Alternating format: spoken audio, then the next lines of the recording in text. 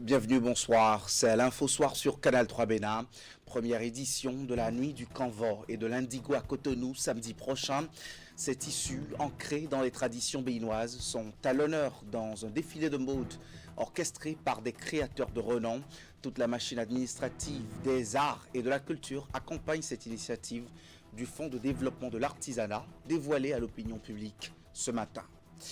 Au cœur de la prise en charge des victimes de violences basées sur le genre dans cette édition, l'écoute, les soins médicaux, le soutien psychologique et l'accompagnement juridique meublent la batterie de mesures offertes par les structures dédiées de l'État et les organisations non gouvernementales.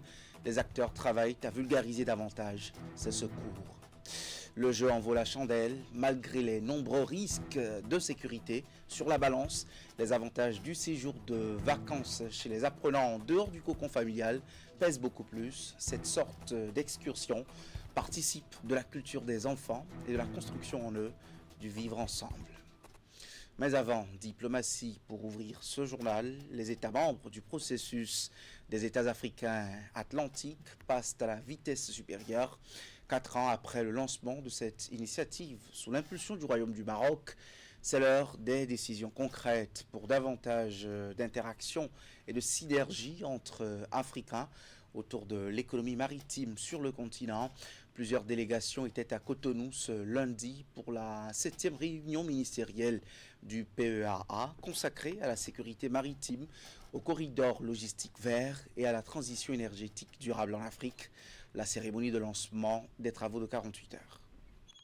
La déclaration de Cotonou attendue de ces travaux va clairement montrer l'engagement entier des États africains à trouver des solutions africaines aux problèmes africains.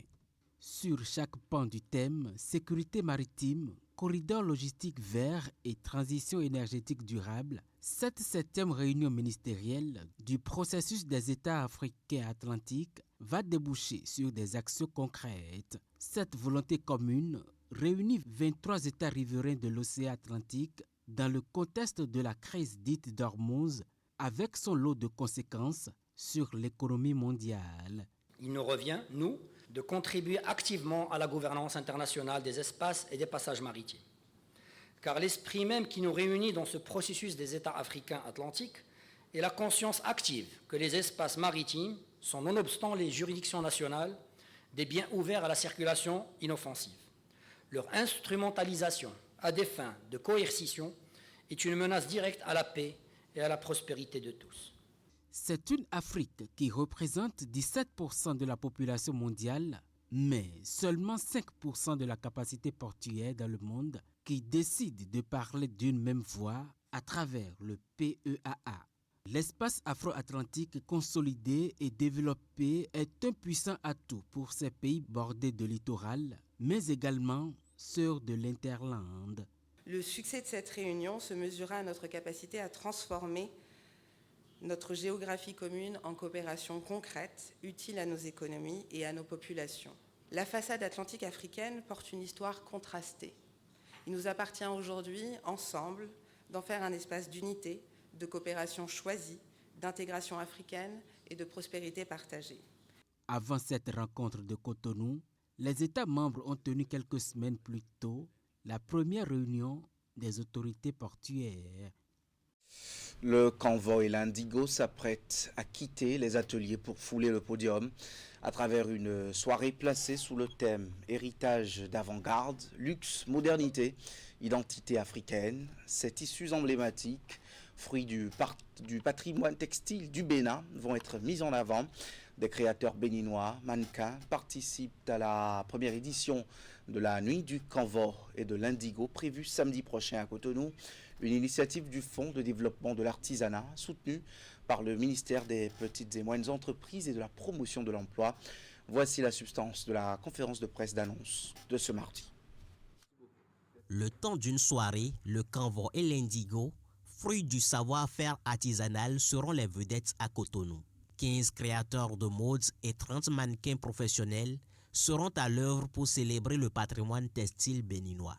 Ces créateurs, bien sûr, vont présenter une collection de 5 tenues sous le thème héritage d'avant-garde.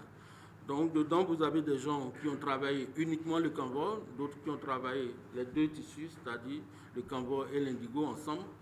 Et bien évidemment, il y en a qui ont travaillé uniquement l'indigo. Dès lors, vous pouvez suivre sur les réseaux sociaux, Facebook, TikTok ou encore Instagram. Vous pouvez suivre les coulisses de la préparation donc, de cette grande fête. Promu par le Fonds de développement de l'artisanat et soutenu par le ministère des Petites et Moyennes Entreprises et de la promotion de l'emploi, cette première édition de la Nuit du Canvas et de l'Indigo ambitionne de faire rayonner l'artisanat béninois bien au-delà des frontières nationales.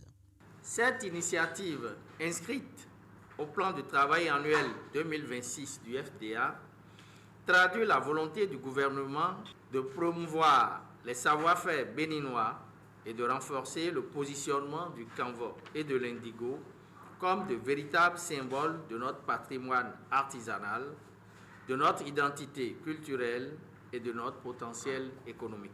À travers cette initiative, le Fonds de développement de l'artisanat veut mettre en lumière les artisans, les tisserands, les teinturiers et les stylistes, renforcer la notoriété du canvas et de l'indigo sur les marchés nationaux et internationaux, encourager la consommation locale et susciter des vocations auprès des jeunes générations.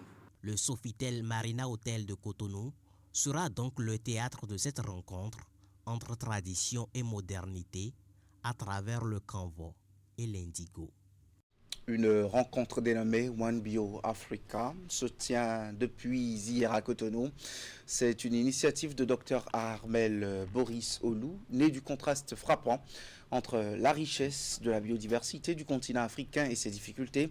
Elles sont de divers ordres, accès aux plateformes de biologie moléculaire, aux technologies de séquençage et aux outils de bioinformatique. Cette rencontre régionale qui réunit plusieurs chercheurs de par le monde crée des passerelles entre les laboratoires pour rapprocher les experts en biologie moléculaire, en bioinformatique, en santé animale et en sciences de l'environnement. Lancement des travaux de 4 jours avec Virgile Arrodeillon et Moufid Sakoura. Plus de 60 chercheurs et des partenaires scientifiques internationaux d'une vingtaine de pays d'Afrique, d'Europe et des États-Unis ont été mobilisés pour ce symposium régional. One Bio Africa 2026 est une initiative portée par Armel Boris Olou qui entend faire des difficultés d'accès des chercheurs africains aux plateformes de la biologie moléculaire et aux technologies de séquençage considérées comme des insuffisances, une opportunité. Notre ambition n'est pas simplement d'organiser un symposium. Notre ambition est de créer un espace, un réseau où les chercheurs africains peuvent se rencontrer, apprendre l'un de l'autre, partager des expériences, développer des collaborations et réfléchir ensemble aux solutions scientifiques dont notre continent a besoin.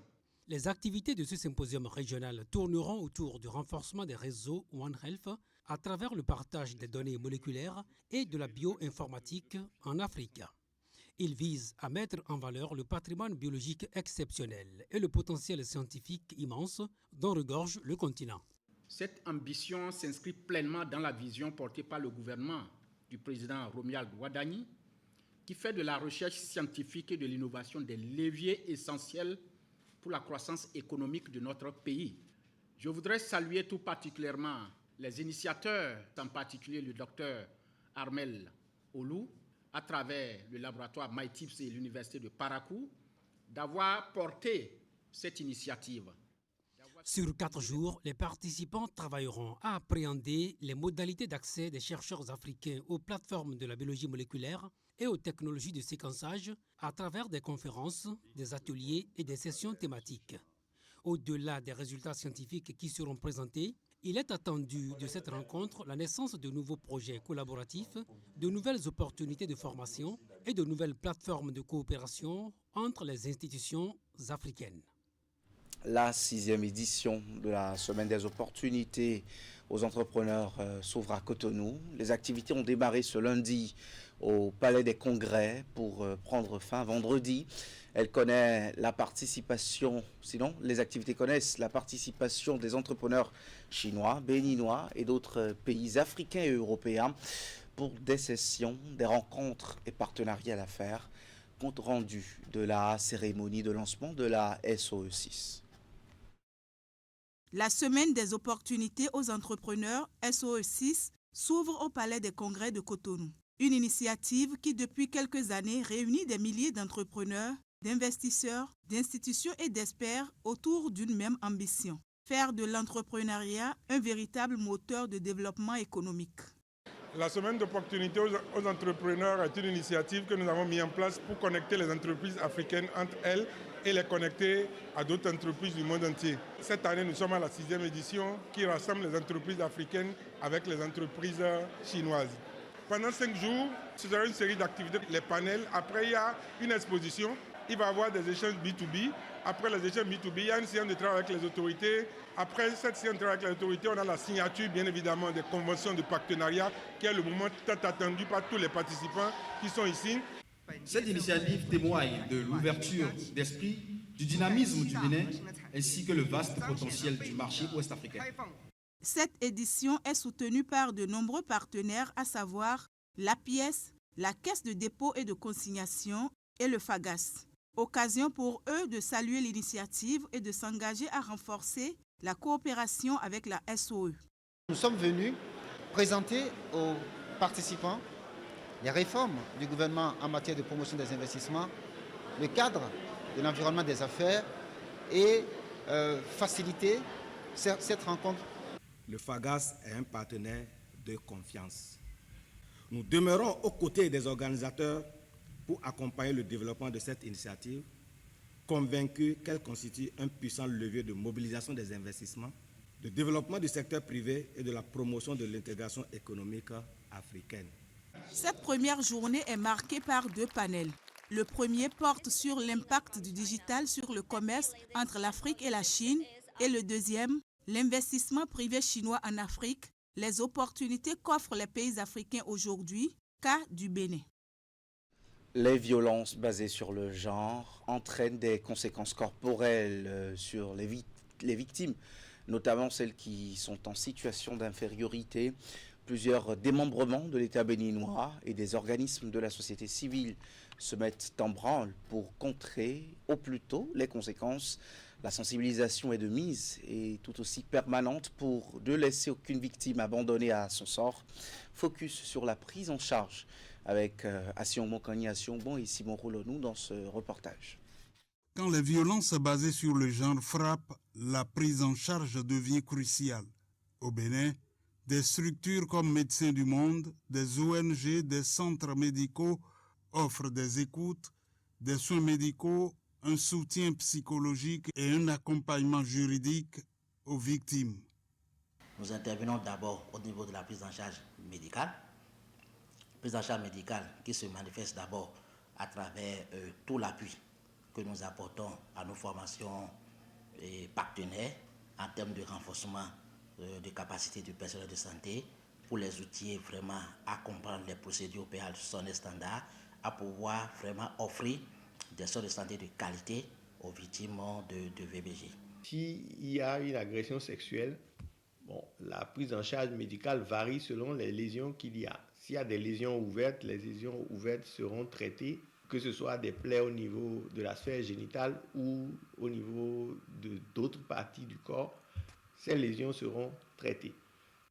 Mais il faut renforcer les services offerts pour que les victimes se sentent en confiance et aient accès à la justice, d'où une prise en charge complète et un accompagnement pour que les victimes puissent reconstruire leur vie.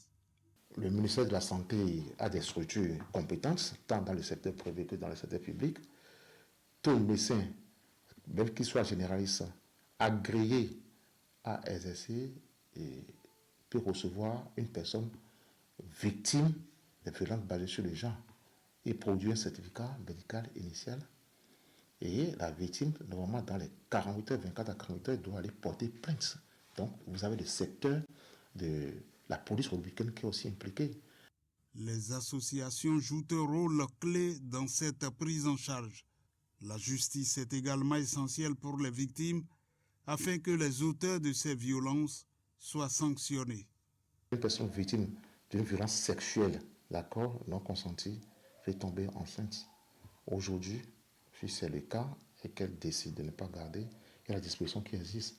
Une chose de suite, il faudrait que, 1, nous connaissons les tests en vigueur qui encadrent les violences basées sur les genres. 2, il faudrait que ces tests puissent être disséminés le plus largement possible. 3, il faudrait qu'on identifie les cas des personnes victimes des violences basées sur les genres et aussi les auteurs de ces violences, leur appliquer la rigueur de la loi.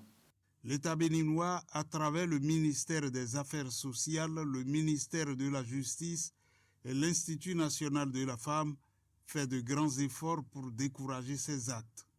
Mais avant, des sensibilisations sont régulièrement faites sur l'ensemble du territoire pour faire toucher du doigt les méfaits de ces violences et les risques qu'encourent leurs auteurs. Les fortes pluies de ces dernières semaines ne perturbent pas seulement la circulation, elles entraînent également une hausse des pannes de motos et voitures, avec pour conséquence une affluence grandissante dans les garages entre problèmes mécaniques, défaillances électriques et difficultés financières des clients. Les motos, les mécaniciens du moins, font de bons chiffres. Suivez le reportage. À Cotonou, à Bobekalavi et environ, les pluies diluviennes redessinent cruellement la carte routière. Entre flaques d'eau géantes et artères totalement submergées, les moteurs sont durement éprouvés. Pour de nombreux usagers, la sentence est immédiate et sans appel. Direction le garage. J'ai amené ma voiture chez mon mécanicien. J'ai un souci du système de freinage. Donc, ce système de freinage a été endommagé par l'eau de pluie. Dans les ateliers de réparation, le rythme s'accélère et les journées s'allongent. Pas une minute pour chômer. Les pièges cachés sous les eaux de ruissellement multiplient les avaries et les pannes sont de divers ordres. Dans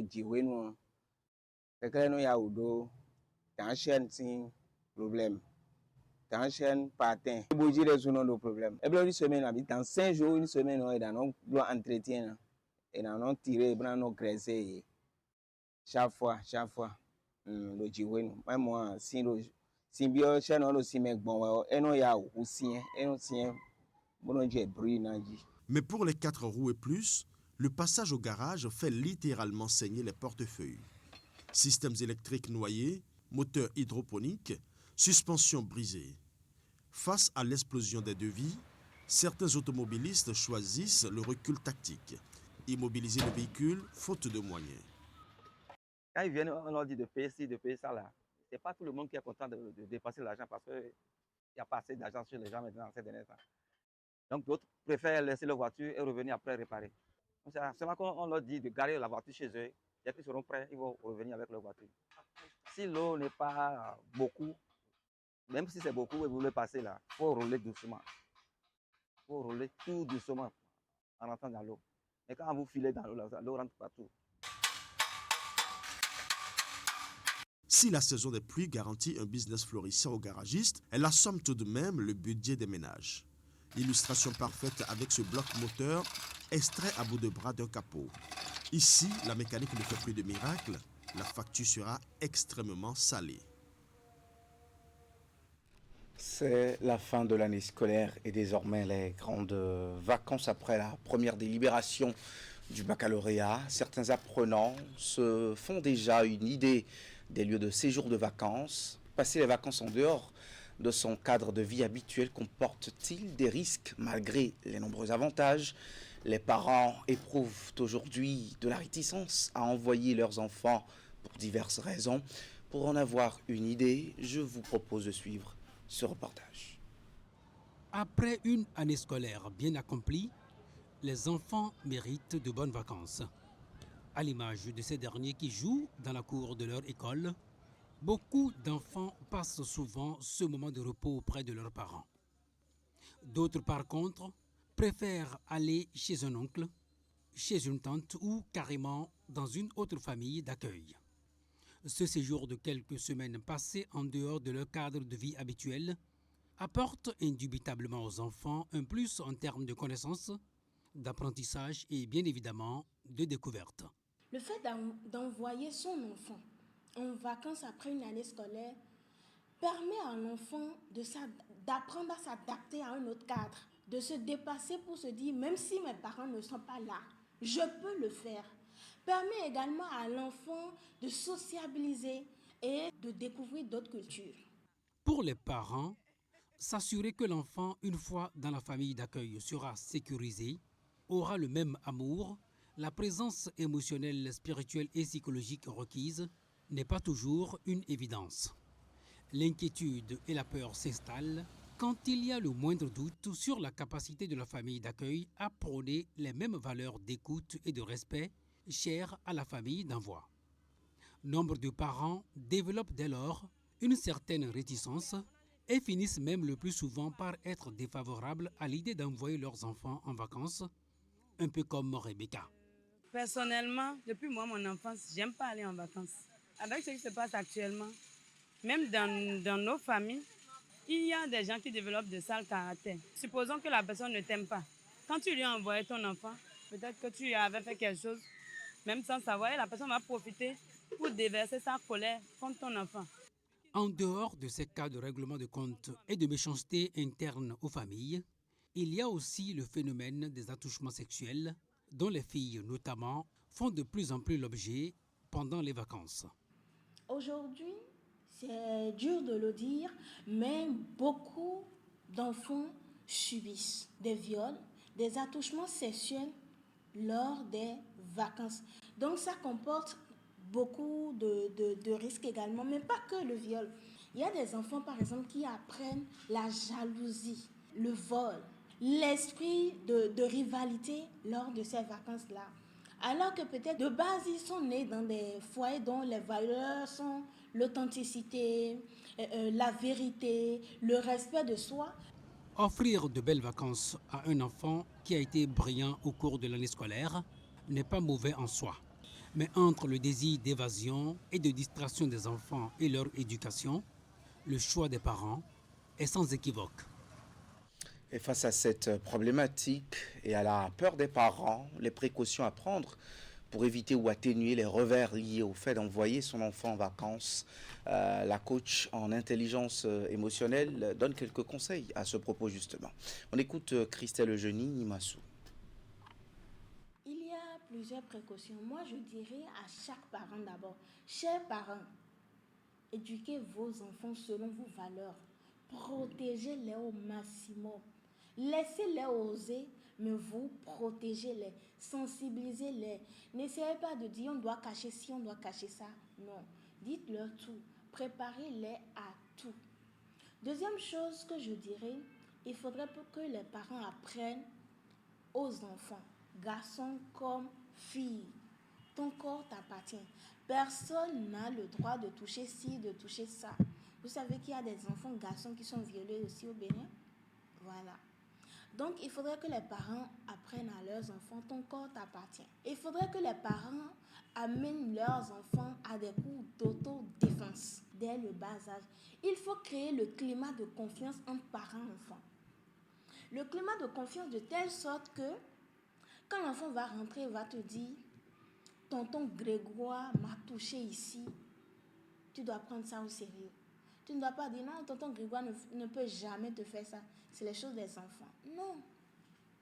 Il y a beaucoup de choses qui sont arrivées. Des parents ont perdu leurs enfants par la suite parce qu'ils n'ont pas cru au premier cri de leurs enfants.